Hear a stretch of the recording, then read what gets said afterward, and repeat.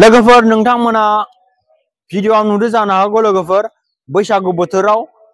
माबायदि मोसादो माबायदि रंजादो माबायदि किस खालामलायदो बबे जायगानि जानो हागौ लोगोफोर बैफोर बिथांमोना बैसागु बोथोराव किस खालामदो खुदुमलायदो सासेल' नङा बयजोंबो खुदुमलायदो लोगोफोर बबे जायगानि जानो हागौ नोंथांमोनाबो मिथिगो जानो हागौ खायसे आरो मिथियाबो जानो हागौ नोंथांमोना मिथिदोबाथाय कमेन्टआव खोन्थाहर बबे जायगानि आरो बबे जायगायाव बिदि